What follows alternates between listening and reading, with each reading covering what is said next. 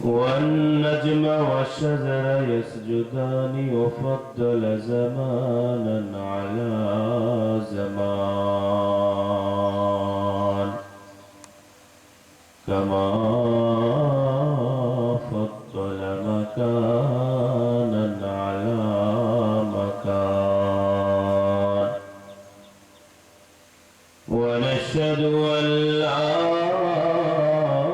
إله إلا الله وحده لا شريك له لا ضد له ولا ند له ولا مثل له ونشهد أن لا إله إلا الله وأشهد أن محمدا عبده ورسوله أما بعد فأعوذ بالله من الشيطان الرجيم بسم الله الرحمن الرحيم يا أيها الذين آمنوا اتقوا الله حق تقاته ولا تموتن إلا وأنتم مسلمون صدق الله مولانا العظيم وصدق رسوله النبي الكريم ونحن على ذاكرين الشاكرين الحمد لله رب العالمين সবাই দরদ দিলের সাথে দুরূদ শরীফ পাঠ করি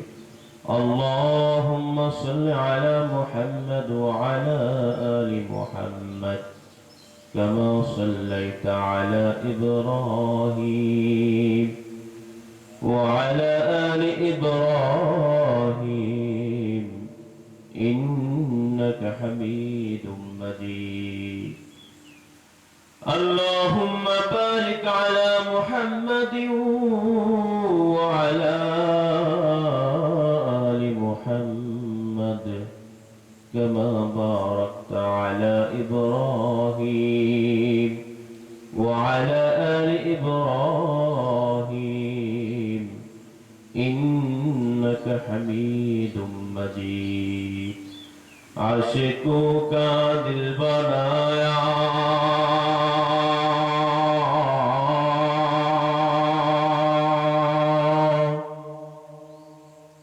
عاشقوں کا دل بنایا اے میرے اللہ نے پھر اس کو روشن کر دیا عشق رسول اللہ نے بلغ العلا بکمالہ کشف التجا بجمالہ حسنت جمیع خصالہ صلوا علیہ وآلہ زر سے ہر دم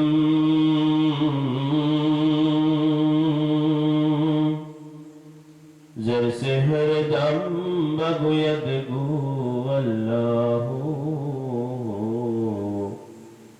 نگوید گو ٹن ٹنا ٹن ٹو ٹو لا الہ الا اللہ لا الہ الا اللہ لا الہ الا اللہ لا الہ إلا الله لا إله إلا الله محمد رسول الله কত যত্নের পাখি তুমি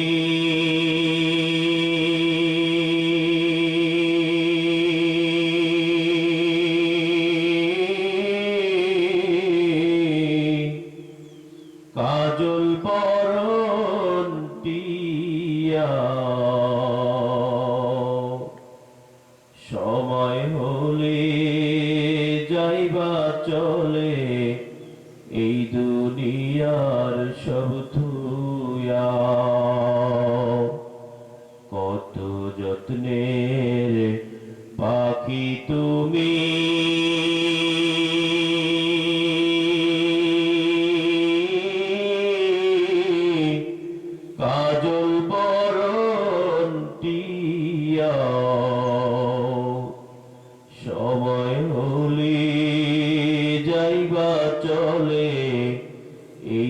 দুনিয়ার সব তুয়া আইসো একা যাইবা একা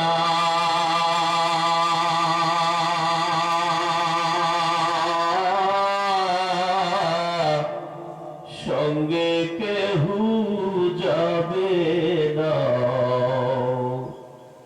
দিন দুই ছড়ি কেন্দ্রে সবাই কেউ তো ফিরে চাইবে না দিন দুই ছড়ি কেন্দ্রে সবাই কেউ তো ফিরে চাইবে না কত আদর করত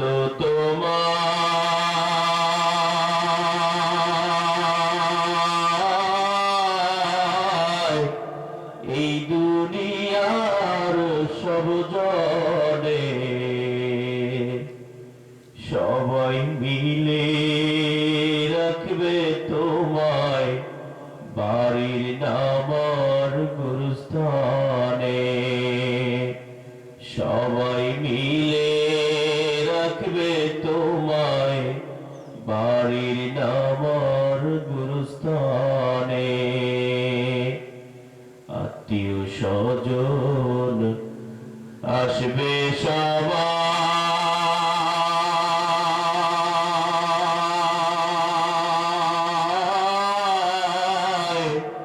দেখিতে তোমার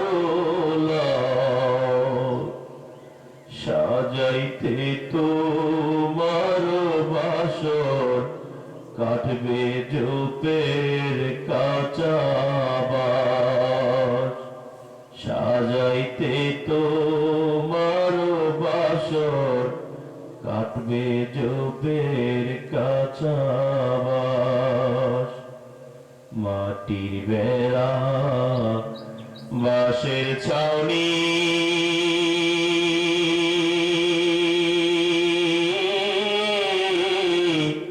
কেমন যেন হবে মাটির বেড়া বাঁশের ছাউনি কেমন যেন হবে একা একা থাকতে হবে অন্ধকারই কবরে একা একা থাকতে হবে অন্ধকারই কবরে দাদা গেল বাবা গেল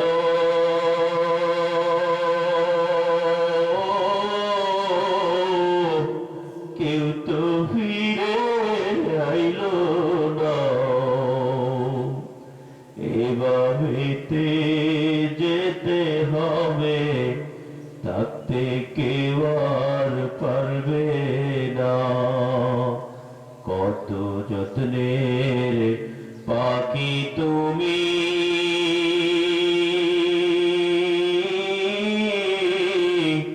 কাজল বরণ টিয়া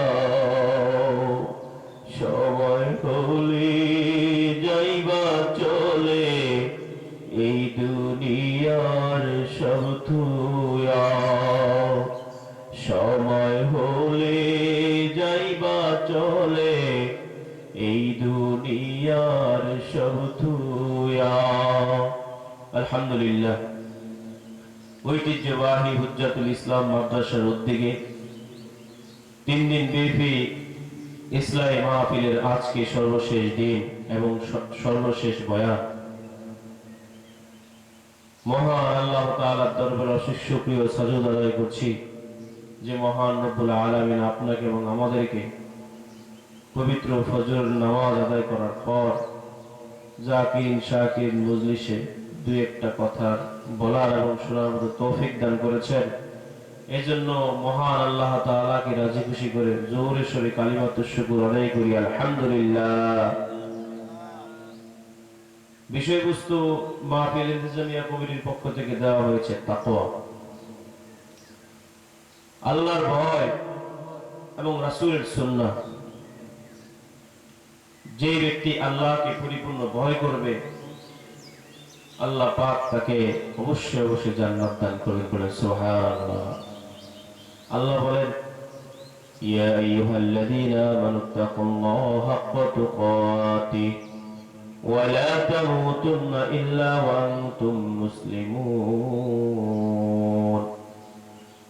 গোলামরা আমি আল্লাহকে পরিপূর্ণভাবে ভয় করবে। কেমন ভয় করবে? সামান্য ভয় করলে হবে না, আমি আল্লাহকে কঠিন ভয় করতে হবে। মুত্তাকি বান্দারা আল্লাহ তাআলা সবসময় কাছে থাকবে। মুত্তাকি হওয়ার জন্য আল্লাহ পাক পবিত্র কোরআনুল কারীমে বারবার বারবার বান্দাকে তাগিদ দিয়েছেন, বান্দা দুনিয়াতে শুধুমাত্র তোমার নাম হবে মুসলমান, তোমার পিতা হবে মুসলমান, তোমার দাদার নাম হবে মুসলমান, এমন মুমিন হলে হবে না। মুমিন হইতে হবে কেমন? মুমিন হলে হতে হবে ওমরের মতো মুমিন, মুমিন হলে হতে হবে আবু বকরের মতো মুমিন, মুমিন হলে হতে হবে কালো হাবশী বেলাল রাদিয়াল্লাহু তাআলা আনহুর মতো মুমিন। উপরটা কালো থাকবে, নামের যশকিদের কোনো বিষয় থাকবে না, কিন্তু ভিতরটা থাকবে তাকওয়ায় ভরা। কবি বলেন, हम मुसलमान है मगर है हम में मुसलमानी नहीं, हम मुसलमान है मगर है हम में मुसलमानी नहीं, हम में ईमान है मगर है हम में मोमिन कामिल नहीं, हम में ईमान है मगर है हम में मोमिन कामिल नहीं। নামে আমরা মুসলমান, পরিপূর্ণ মুসলমানিত্ব আপনার আমার মধ্যে নেই। বেলাল রাদিয়াল্লাহু তাআলা কালো ছিল, কিন্তু ভিতরটা তাকওয়ায় ভরা ছিল। কত বড় তাকওয়া ছিল! নবী করিম সাল্লাল্লাহু আলাইহি ওয়াসাল্লাম মেরাজ থেকে আগমন করেছেন। আগমন করার পর নবী করিম সাল্লাল্লাহু আলাইহি ওয়াসাল্লাম সাধারণত কোন সফর থেকে যখন আসতেন, তখন তিনি বড় বড় সাহাবায়ে কেরামকে ডাকতেন, ওমরকে ডাকতেন, আলী উসমান রাদিয়াল্লাহু তাআলা আনহুমদেরকে ডাকতেন। কিন্তু মেরাজ থেকে আগমন করার পর নবীজি উসমান, আলী, আবু বকর কাউকে ডাকেন নাই। নবীজি এত সাহাবায়ে কেরামের মধ্যে পিছনে বসে থাকা কালো হাবশী বেলালকে ডেকে বললেন, বেলাল সামনে আসো। নবীজি সাল্লাল্লাহু আলাইহি ওয়াসাল্লামের ডাক শুনে বেলাল রাদিয়াল্লাহু তাআলা পেরেশান হয়ে গেছে, কিরে এত বড় সফর থেকে নবীজি আয়েশা আমাকে ডাকলেন কেন? আস্তে আস্তে বেলাল রাদিয়াল্লাহু তাআলা নবীজির সামনে আয়েশা বসে। নবীজি বেলালকে ডাক দিয়ে বলে, বেলাল কি এমন আমল করো যে আমলের কারণে আমি জান্নাতে তোমার চলার আওয়াজ শুনতে পেয়েছি? বেলাল, জমিনের ভিতরে তুমি চলো ঠিকই, জমিনের ভিতরে তুমি হাঁটো ঠিকই, কিন্তু তোমার চলার আওয়াজ জান্নাতের ভিতরে শোনা যায়। বেলাল রাদিয়াল্লাহু তাআলা আনহুকে নবীজি জিজ্ঞাসা করলেন, বেলাল কোন আমলের বিনিময়ে আল্লাহ পাক তোমাকে জান্নাতের ভিতরে চলার আওয়াজ আমাকে শুনিয়ে দিলেন? আজকে আমি মেরাজের ভিতরে দেখেছি তুমি দুনিয়াতে হাঁটতেছো, অথচ তোমার চলার আওয়াজ জান্নাতের ভিতরে শোনা যায়। বেলাল রাদিয়াল্লাহু তাআলা নবীজিকে ডাক দিয়ে বলে, রাসূল আমার, আমি গুরুত্বপূর্ণ কোনো আমল করি না, তবে আমি উযুর পরে প্রত্যেক সময় আল্লাহকে রাজি খুশি করে 2 রাকাত নামাজ আদায় করি। বেলাল মত কালো ছিল, কালো থাকার পরেও বেলালের ভিতরে তাকওয়া এত বেশি ছিল যে আল্লাহ পাক বেলালের উপর বড় পছন্দ হয়ে গেছে, বেলালের উপরে তাকওয়ার কারণে বড় সন্তুষ্ট হয়ে গেছে। এই জন্য বেলাল রাদিয়াল্লাহু তাআলা আনহু জমিনের ভিতরে হাঁটলো কেমন যেন সে জান্নাতের মধ্যেই হাঁটছে। নবীজি সাল্লাল্লাহু আলাইহি ওয়াসাল্লামের ইসলামের একবারে শুরু লগ্নের কথা। ইতিমধ্যে ইসলামের ভিতরে অনেক মানুষ প্রবেশ করে ফেলেছে, ধনী গরিব কালো সুন্দর অনেক মানুষ প্রবেশ করেছে। সব মানুষ ইসলামের ভিতরে প্রবেশ করার পর বেলাল রাদিয়াল্লাহু তাআলা ছিলেন মসজিদে নববীর মুয়াজ্জিন, রাসূলের মুয়াজ্জিন। বেলাল রাদিয়াল্লাহু তাআলা মসজিদে মিনার থেকে আযান দিতেন। যখন ইসলামের ভিতরে অনেক মানুষ প্রবেশ করলো, সাহাবায়ে কেরাম রাদিয়াল্লাহু তাআলা নবীজিকে এসে বললেন, ইয়া রাসূলুল্লাহ, ইতিমধ্যে অনেক মানুষ তো ইসলামের ভিতরে প্রবেশ করেছে, আর বেলাল আযানের ভিতরে একটু তোতলায়, তার মুখের ভিতরে জড়তা আছে, আপনি বেলালকে বাদ দিয়ে একজন সুরলা কণ্ঠের সুউচ্চারণবাসী মুয়াজ্জিন নির্ধারণ করে দিন। বলছে যে বেলাল তো কালো এবং তোতলা, তাকে বাদ দিয়ে একজন সুরলা কণ্ঠের সুউচ্চের অধিকারী মুয়াজ্জিনকে নির্ধারণ করে দিন। নবীজি সাল্লাল্লাহু আলাইহি ওয়াসাল্লাম বিষয়টাকে কোনো কিছু মনে করলেন না। সাহাবায়ে কেরামের কথা অনুযায়ী নবীজি সাল্লাল্লাহু আলাইহি ওয়াসাল্লাম কালো হাবশী বেলাল রাদিয়াল্লাহু তাআলা কে মুয়াজ্জিন থেকে বাদ দিয়া একজন মুয়াজ্জিন সুরলা কণ্ঠের মুয়াজ্জিন নির্ধারণ করে দিলেন। নবীজি সাল্লাল্লাহু আলাইহি ওয়াসাল্লাম বেলালকে ডেকে বলেন, বেলাল, আগামী সময় থেকে মসজিদে মিনারে উঠে তোমার আর আযান দিতে হবে না, বরং আযান দিবেন অমুক মুয়াজ্জিন। বেলাল রাদিয়াল্লাহু তাআলা কিছু বলেন নাই। বেলালের এত বড় তাকওয়া ছিল, এত বড় তাকওয়া, বেলালের ভিতরটা ফেটে যায়, তারপর নবীজিকে কিছু বলেন নাই। কারণ নবীজির আদেশ মানতে হবে। নবীজির আদেশ অনুযায়ী বেলাল রাদিয়াল্লাহু তাআলা মসজিদের মিনারে আর আযান দেওয়ার জন্য ওঠে নাই। আগামীকাল ফজর হয়ে গেছে, ফজরের ভিতরে বেলাল আযান বাদ দিয়ে সুরলা কণ্ঠের মুয়াজ্জিন মসজিদের মিনারে দাঁড়ায় দাঁড়ায় আযান দিচ্ছিল। বেলাল বাদ দিয়েছে। বেলালকে বলেছেন তোমার আযান দেওয়ার দরকার নাই, বেলাল আর আযান দেন না। নবীজি সাল্লাল্লাহু আলাইহি ওয়াসাল্লামের আদেশ এবং ফরমান অনুযায়ী নতুন মুয়াজ্জিন মসজিদের মিনারে দাঁড়ায় দাঁড়ায় আযান দিয়েছে। ফজরের আযান হয়ে গেল। নবীজির একটা অভ্যাস ছিল, তিনি তাহাজ্জুদের নামাজ আদায় করার পর কিছুক্ষণ বসে বসে জিকির আজকার করতেন, তাসবিহ তাহলিল পাঠ করতেন এবং ডান কাতের উপরে মাথা দিয়ে এভাবে একটু শুইতেন। এবং বেলাল রাদিয়াল্লাহু তাআলা এর ফজরের আযান শুনে তিনি মসজিদে নববীতে ফজর নামাজ পড়ার জন্য আসতেন। আজকে মসজিদে নববীতে ফজর আযান হয়েছে, কিন্তু বেলাল দেয় নাই। বেলাল ছাড়া অন্য একজন সাহাবী মসজিদের মিনারে দাঁড়ায় দাঁড়ায় আযান দিয়েছে। নবীজি সাল্লাল্লাহু আলাইহি ওয়াসাল্লাম অপেক্ষা করতেছে কখন মসজিদে নববীতে যাবেন, কখন সুন্নত নামাজ পড়ার জন্য যাবেন। দীর্ঘক্ষণ অপেক্ষা করার পর নবী দেখলেন আকাশ যেমন থাকার কথা, যেমন ধীরে ধীরে পরিষ্কার হওয়ার কথা, ফর্সা হওয়ার কথা, আকাশ বরং ফর্সা হয় নাই, বরং আগের মতো এখনো অন্ধকারাচ্ছন্ন হয়ে আছে। নবীজি বড় পেরেশান হয়ে গেছে। নবীজি কয়, কি আকাশ পরিষ্কার হচ্ছে না কেন? নবীজি সাল্লাল্লাহু আলাইহি ওয়াসাল্লাম হুজরা মুবারক থেকে বাইরে আসলেন। বাইরে এসে দেখলেন এখনো আকাশ আগের চেয়ে আরো অন্ধকার।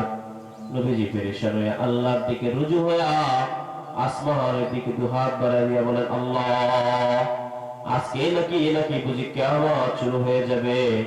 ফজরের আযান তো লম্বা সময় আগে হয়েছে, এখনো তো আকাশ পরিষ্কার হচ্ছে না কেন? নাকি এখন বুঝি কিয়ামত শুরু হয়ে যাবে? নবী সাল্লাল্লাহু আলাইহি ওয়াসাল্লাম পেরেশান, সাহাবায়ে কেরাম রাদিয়াল্লাহু তাআলা পেরেশান হয়ে গেছে।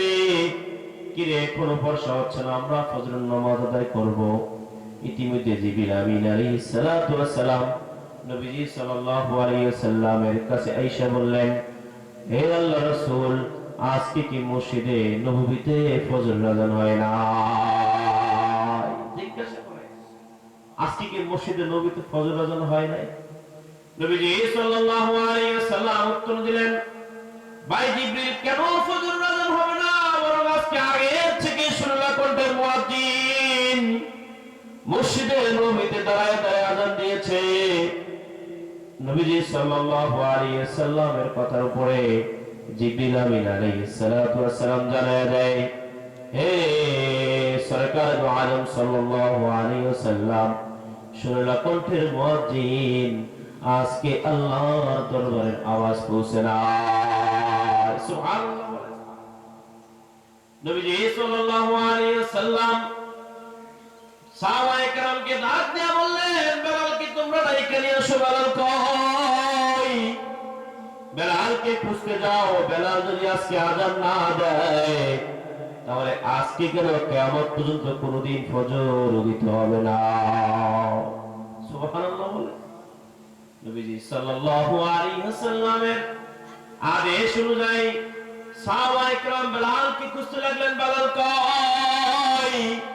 সাহাবায়ে কেরাম খুঁজতে খুঁজতে দেখতে পেলেন বেলাল মসজিদের খুঁটি ধরে আসমানের দিকে তাকায় তাকায় কান্দে আর বলে, আল্লাহ,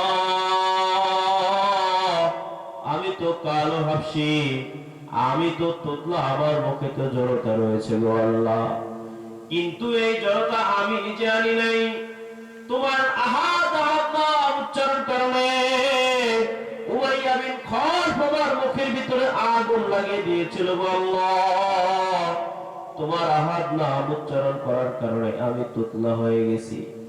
আমি নিজে তো তোতলা হই নাই, আমি নিজে তো মুখের ভিতরে জড়তা আনি নাই, বরং তোমার নাম জপার কারণে কাফির মুশরিকরা আমার মুখের ভিতরে তোতলামি ফুটিয়ে দিয়েছিল।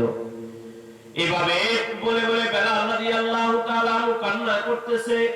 সাহাবায়ে কেরাম বেলালকে ডাক দিয়ে বলেন, ভাই বেলাল, তোমাকে রাসূল ডাকছে, তোমাকে রাসূল ডাকতেছে, তাড়াতাড়ি চলো। বেলাল রাদিয়াল্লাহু তাআলা সাহাবায়ে কেরামের সাথে নবীজির কাছে যায়। নবীজি সাল্লাল্লাহু আলাইহি ওয়াসাল্লাম বেলালকে ডাক দিয়ে বলেন, ভাই বেলাল, তুমি কই, কোথায় গেছো? কয়, হুজুর, আমি আযান দেই নাই, আপনি তো আমাকে আযান দিতে নিষেধ করেছেন, তাই আমি আযান দেই নাই।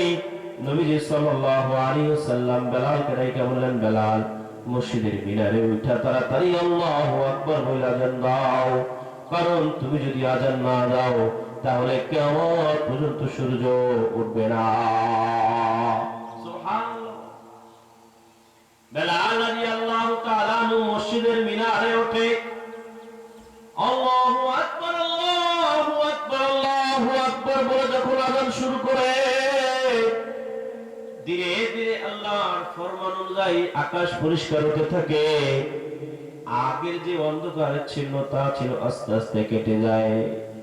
নবীজি সাল্লাল্লাহু আলাইহি ওয়াসাল্লাম মসজিদে নববীতে ফজর নামাজ আদায় করার জন্য চলে যায়। কত বড় তাকওয়াবান ব্যক্তি ছিল বেলাল, অথচ মুখের ভিতরে ছিল জড়তা, তারপর আল্লাহর দরবারে বেলাল বড় মাকবুল ছিলেন। জমিনে চলতো, তারপর বেলালের চলার আওয়াজ জান্নাতের ভিতরে শোনা যাইত।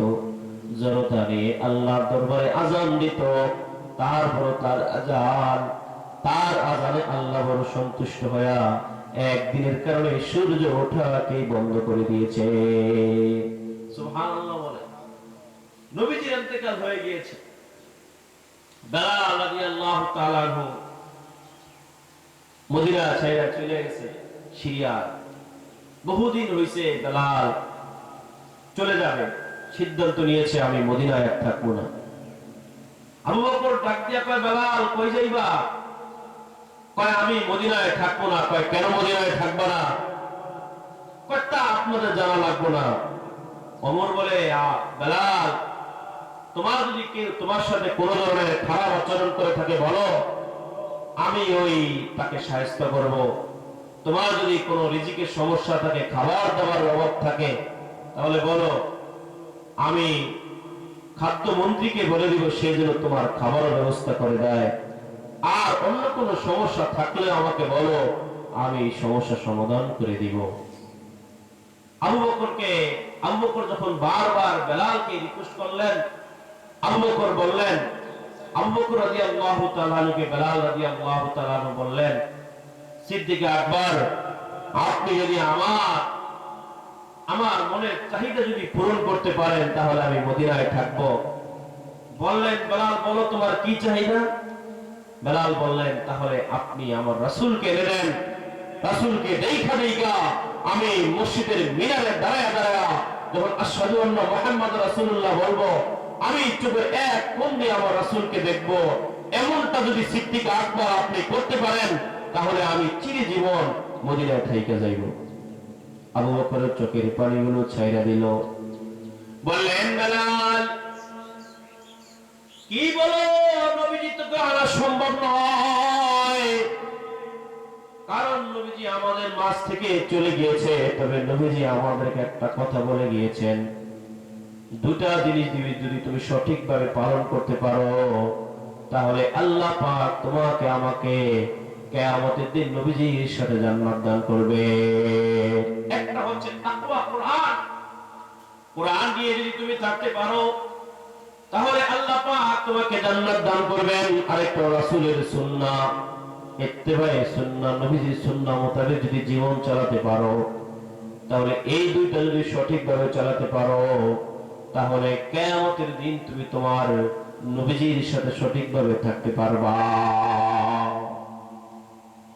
আবু বকর রাদিয়াল্লাহু তাআলা আনহু বললেন, ভাই বেলাল, রাসূলকে তো ফিরে আনা সম্ভব না। বেলাল বলল, তাহলে আমি মদিনায় থাকতে পারবো না।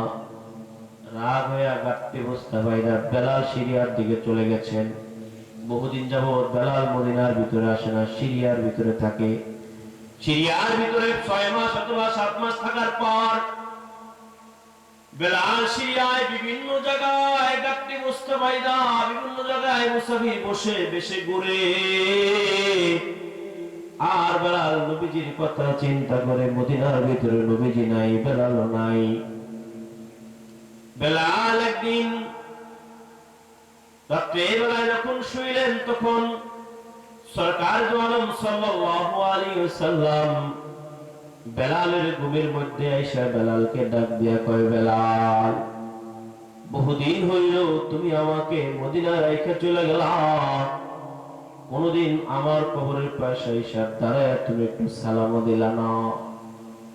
বেলাল যখন এই স্বপ্ন দেখলেন, বেলাল ঘুম থেকে জেগে যায়, গাট্টি বস্তা সব বেঁধে বুঝে প্রস্তুত করে বেলাল সিদ্ধান্ত নিয়েছে, সিরিয়া থেকে বেলাল, দামেস্কে থেকে বেলাল একেবারে সোজা চলে যাবে মদিনায়। বেলাল রাদিয়াল্লাহু তাআলা আনহু মদিনার ভিতরে এসেছেন। মদিনায় এসে বেলাল রাদিয়াল্লাহু তাআলা আনহু নবীজির কবর জিয়ারত করেছেন। ইতিমধ্যে সংবাদ চলে গেল, মসজিদে নববীর আশেপাশের লোকজন সবার ভিতরে একই কথা, নবীজির সাহাবী বেলাল চলে আসছে। বেলাল নবীজির মুয়াজ্জিন, বড় মুয়াজ্জিন, প্রিয় মুয়াজ্জিন বেলাল চলে এসেছে। সবার ভিতরে একই আলোচনা, রাসূলের মুয়াজ্জিন চলে এসেছে, মনে হয় রাসূল বুঝি চলে আসবে, এরকম একটা মাতম মাতম আওয়াজ চারিদিকে চলছিল। ইতিমধ্যে বেলাল রাদিয়াল্লাহু তাআলা আনহুকে সাহাবায়ে কেরাম ডেকে বললেন, ভাই বেলাল, মসজিদের মিনারে উঠে আযান দাও। তুমি যদি মসজিদের মিনারে আযান দাও, তাহলে আমাদের কলিজাটা শীতল হইব। কতদিন হইল মসজিদের মিনারে রাসূলের মুয়াজ্জিনের কণ্ঠে আযান শুনতে পাই না। এই ভাই বেলাল, তুমি মসজিদের মিনারে ওইটা আমাদের একটু আযান শোনাও। বেলাল বললেন, না, আমি পারবো না। যে মদিনার ভিতরে আমার রাসূল নাই, ওই মদিনার ভিতরে আমি আযান দিতে পারবো না।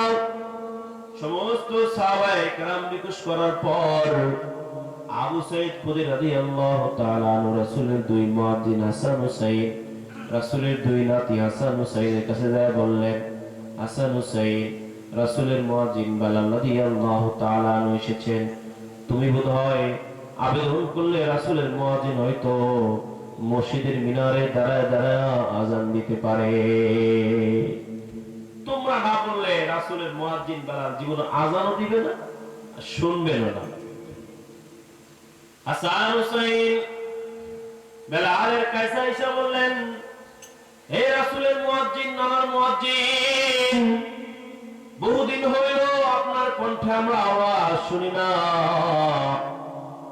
আপনি একটু মসজিদের নববীর উপরে দাঁড়ায় আপনি একটু আযান দেন। বেলাল বললেন, না, আমি আযান দিতে পারবো না। আজান দিলে হয়তো আমার কলিজা শীতল হয়ে আমি মারা যাইতে পারি, আজান দিলে হয়তো আমার কলিজা ফেটে মারা যেতে পারি, আমি আজান দিতে পারবো না। হাসান হুসাইন বারবার আদেশ করলেন।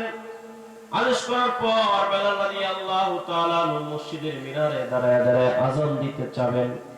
এমন সময় সবাই রিকোয়েস্ট করলেন, বেলাল মিনারাতে ওঠো, মিনারাতে উঠে আজান দাও, তোমার আজান শোনার জন্য মদিনার সমস্ত মানুষ অপেক্ষা করছে। ওঠো বেলাল মিনারাতে, সময় বয়ে যায়,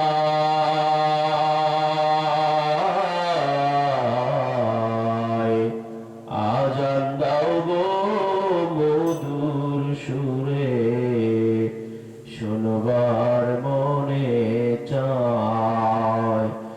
ওঠো বেলাল মিনারাতে, সময় বয়ে যায়, আজান দাও গো মধুর সুরে, শোনবার মনে চায়। বেলাল বলে আজান দিলে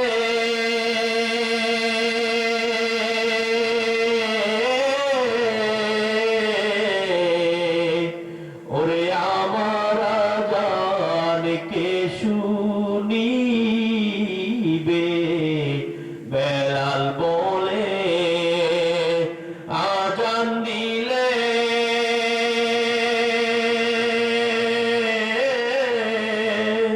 কলিজায় মোর আগুন জ্বলে,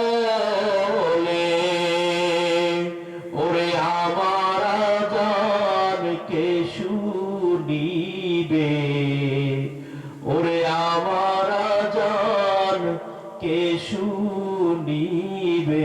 নবী নাই রে দুনিয়ায়,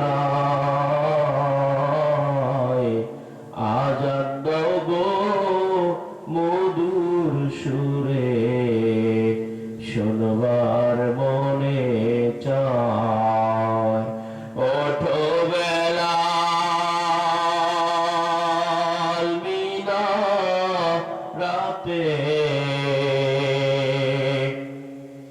সময় বয়ে যায়,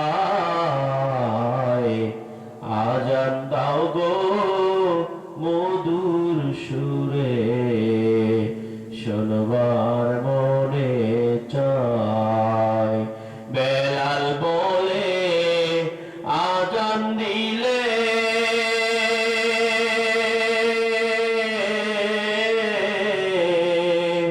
আমি যদি যাই গো মোরে। বেলাল বলে আজান দিলে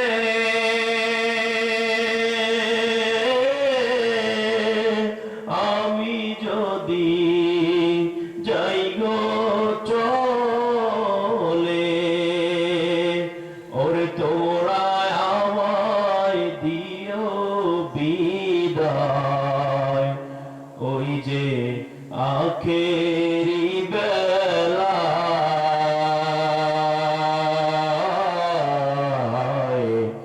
আজান দাও গো মধুর সুরে, শোনবার মনে চায়। ওঠো বেলাল মিনারাতে, সময় বয়ে যায়, আজান দাও গো মধুর সুরে, শোনবার মনে চায়। রাসূলের মুয়াজ্জিন সবার অনুরোধ ক্রমে বেলাল মসজিদের মিনারে উঠে, মসজিদের মিনারে উঠে যখন বেলাল আল্লাহু আকবার বলে আজান শুরু করে, ততক্ষণ পর্যন্ত বেলাল সঠিক ছিল, ঠিক ছিল। আশহাদু আল্লা ইলাহা ইল্লাল্লাহ যখন বলতে লাগলেন বেলাল ততক্ষণ পর্যন্ত ঠিক ছিল।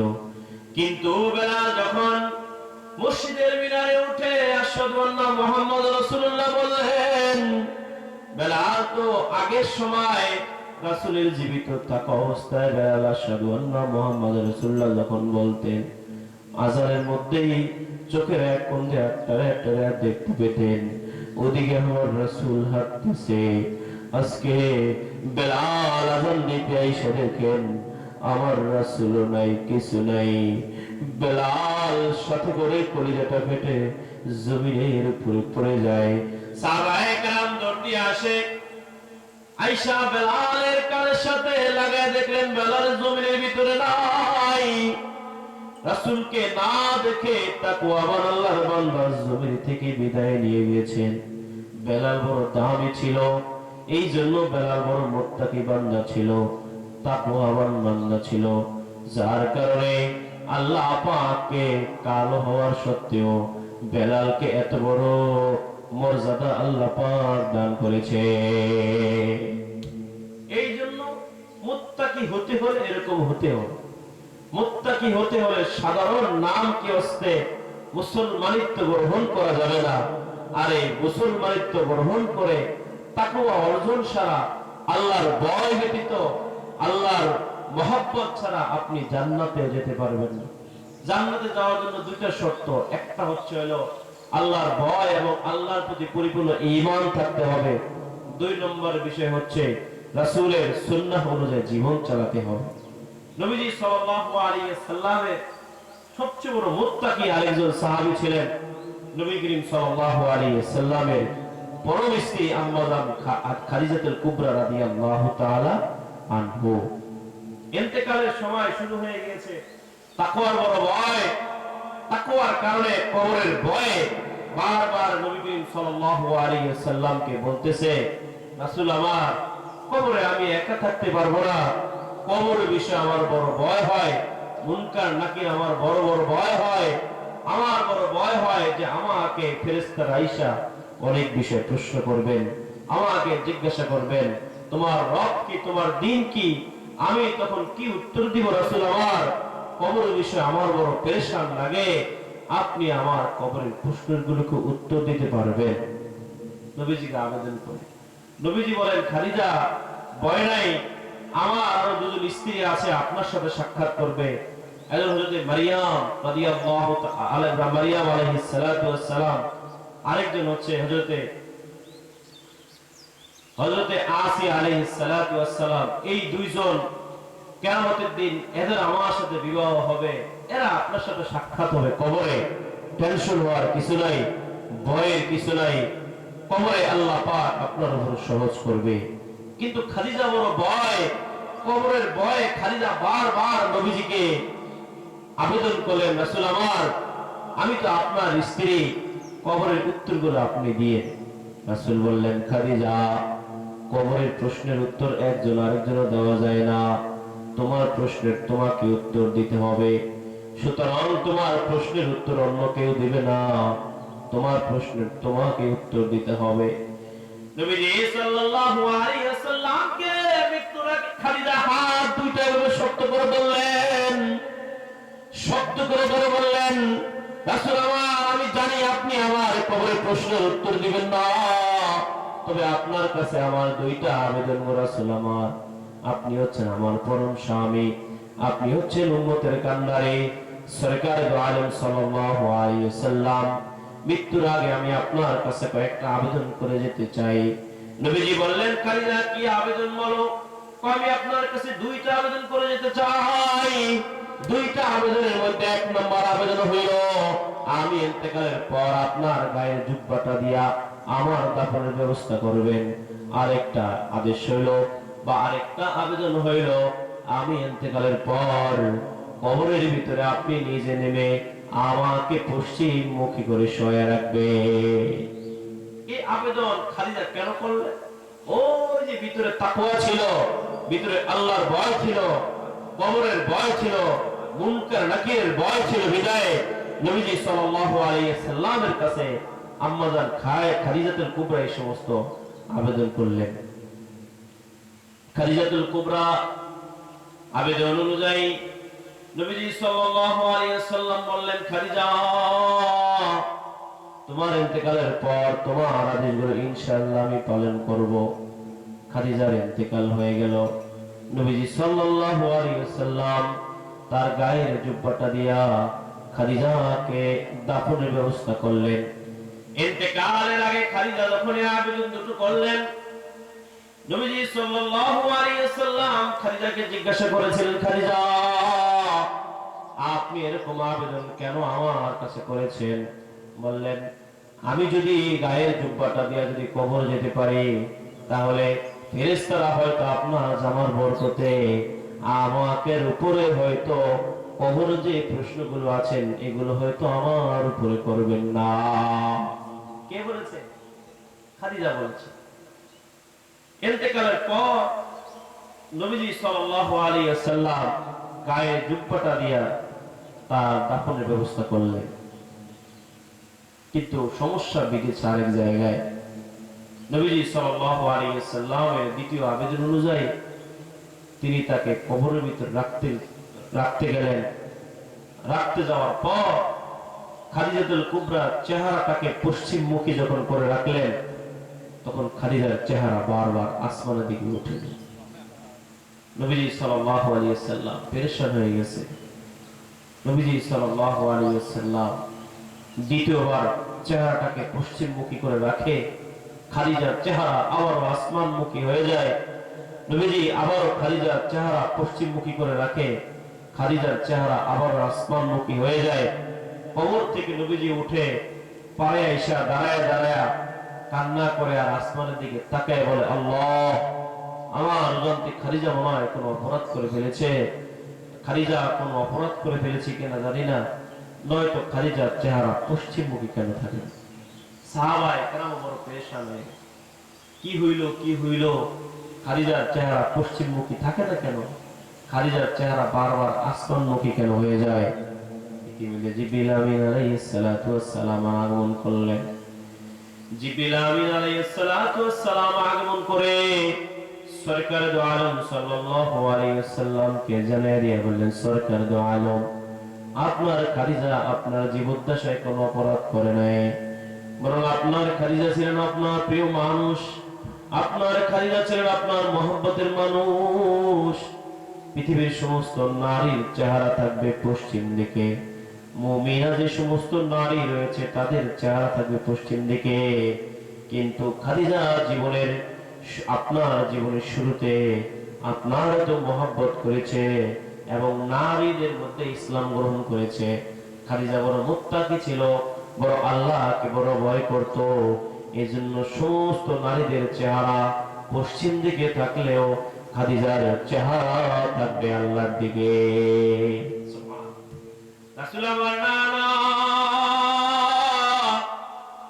আপনার খাদিজা কোনো অপরাধ করে নাই, বরং আপনার খাদিজা বড় ভাগ্যবতী। সমস্ত মুমিনা এবং মুত্তাকি নারী যারা রয়েছে তাদের চেহারা থাকবে কবরের দিকে পশ্চিম দিকে, আর আপনার খাদিজা বড় মুত্তাকি, বড় ভালো। এই জন্য তার চেহারা থাকবে স্বয়ং মহান আল্লাহর দিকে। সুবহানাল্লাহ। তাকওয়া এত বড় দাম। আমি আপনাকে বুঝাইতে চাইলাম, যদি আপনি আল্লাহকে যদি পরিপূর্ণ ভয় করার মতো ভয় করতে পারেন, তাহলে আল্লাহ পাক বেলাল তো কালো হাবশী হওয়ার পরেও এত বড় মুত্তাকি হয়েছেন। খাদিজা রাসূলের স্ত্রী হওয়ার পরেও আল্লাহর ভয় তাকে এত বড় মর্যাদা দান করেছে। এই জন্য তাকওয়া দরকার আছে কি নাই? কথা বলেন, দরকার আছে কি নাই? তাকওয়া দরকার আছে। মাহফিল থেকে সবক নেবেন যে আমি সব সময় জীবন ভর আমি মুত্তাকি হয়ে চলার তৌফিক দান করুন। আমার তাকওয়া যেন আমাকে গুনাহ থেকে বাঁচায় রাখে। আমার তাকওয়া যেন আমাকে আমলের দিকে নিয়ে যায়। আমার তাকওয়া যেন আমাকে খারাপ কাজের দিকে না নেয়। আমার তাকওয়া আল্লাহর ভয় যেন আমাকে দ্বীনের উপরে চলার তৌফিক দান করে। সবসময় দোয়া করবেন। দেখেন, জীবন হয়তো আপনার একদিন ফুরিয়ে যাবে। জীবন হয়তো আর যেরকম অন্য ৮-১০টা মানুষ যেরকম মারা যায়, আপনিও হয়তো মারা যাবেন। পৃথিবী হয়তো আপনার জন্য থমকে থাকবে না। পৃথিবীর মতো চলে যাবে। পৃথিবীর মতো চলে যাবে। এই মাহফিল একদিন হবে, এই ফ্যান ঘুরবে, দুনিয়া চলবে, বাজার চলবে, মানুষ আসবে, মেহমানরা আসবে, মেহমান যাবে, হয়তো আপনি আমি জমিনের ভিতরে থাকবো। এই জমিনের নিচে হয়তো আপনাকে আমাকে থাকতে হবে। এই জমিনের নিচে আপনাকে আমাকে থেকে থেকেই হয়তো আপনার আমি যদি জমিনের উপরে যদি মুত্তাকি না হয়ে যেতে পারি, তাহলে জমিনের নিচে গিয়ে হয়তো আল্লাহর যে সমস্ত শাস্তির কথা আল্লাহ পাক বিধানে বলেছেন, আহকামের ভিতরে বলেছেন, হয়তো এগুলোই আপনি আমাকে ভোগ করতে হবে। জানি না আপনার আমার এই ভোগ করার পরিধি, আপনার আমার ভোগ করার সময় কতখানি। যদি জানতাম যে 6 বছর পর আমার কবরের আযাব মাফ হয়ে যাবে, 6 বছর পর আমার জীবনে বড় শান্তি আসবে, 6 বছর পর আমার কবরে সুখ আসবে, যদি এমনটা জানতাম, তাহলে হয়তো আমাদের জীবনে উপকার হতো। কিন্তু কিয়ামত কবে হবে, কখন জিন্দেগি আমাদের কবরের আলামে বরজাখের জীবন শেষ হবে, এটা কি আমরা কেউ জানি বলে? একদিন আপনি আমি আমরা সবাই মারা যাব। পৃথিবীর মতো থাকবে, কবরের এই শুনশান